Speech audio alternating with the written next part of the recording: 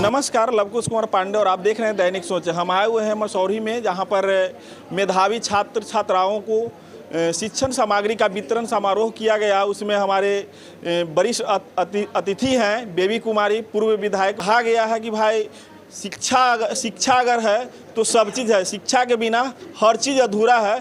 तो शिक्षा के लिए शिक्षण सामग्री का वितरण किया जा रहा है। तो हमारे साथ बोचहा से पूर्व विधायक हैं, तो बात करेंगे। दैनिक सोच में सबसे पहले मैडम आपका स्वागत।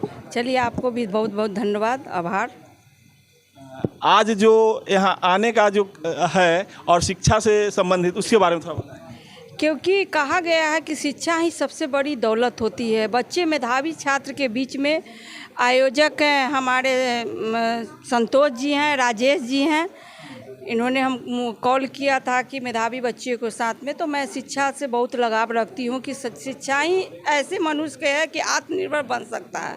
और हम जिस पार्टी से हैं तो आत्मनिर्भर, आदरणीय नरेंद्र मोदी जी कहते हैं कि आत्मनिर्भर बनाओ। तो हमारे जिस अध्यक्ष जी ने, संतोष जी ने, आत्मनिर्भर बनकर अपने होटल चलाते हैं और अपने समाज के बच्चे के बीच में जो मेधावी छात्र हैं उनके बीच में पठन पाठन का बुक हम लोग दिए हैं बच्चे को।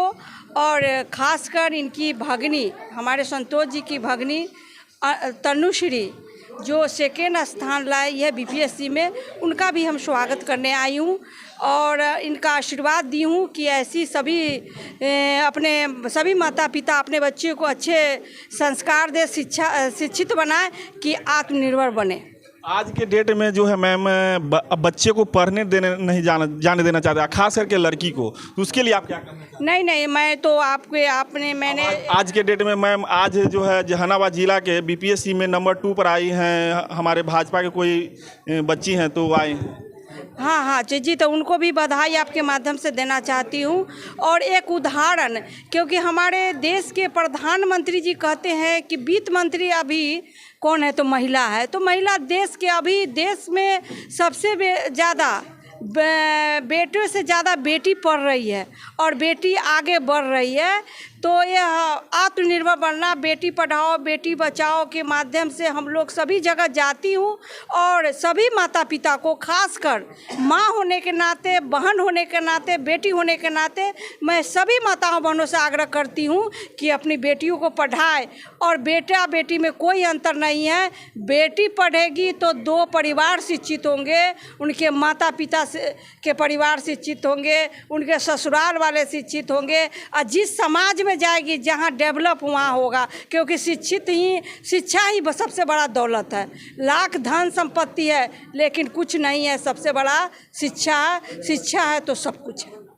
मैं इसीलिए मेधावी छात्राओं के बीच में आई हूँ कि उसको प्रोत्साहन करने कि आप पढ़े और लिखे, आगे बढ़े, तरक्की कीजिए, आत्मनिर्भर बढ़िए। मोदी जी का ऐलान है कि आत्मनिर्भर बने। तो आत्मनिर्भर, मैं पार्टी के एक सिपाही होने के नाते, एक कार्यकर्ता होने के नाते मैं संदेश देना चाहती हूँ कि बेटा बेटी पढ़े और आगे बढ़े, आत्मनिर्भर बने।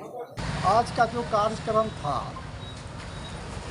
ये जो आज का संगठन है पूरे बिहार में, उस संगठन के माध्यम से अनुष्का कुमारी यहाँ मसौरी के लोगों ने जो पढ़ने वाले छोटे बच्चे और बच्चियाँ हैं, उनको प्रोत्साहित करने के लिए कुछ पुस्तकें इनाम के तौर पर वो लोग बांटना चाह रहे हैं।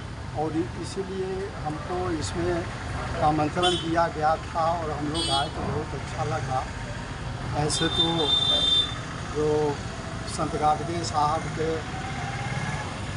हम लोग जयंती 23 फरवरी को मनाते हैं और उसी दिन पारितोषिक वितरण का कार्यक्रम रहता है।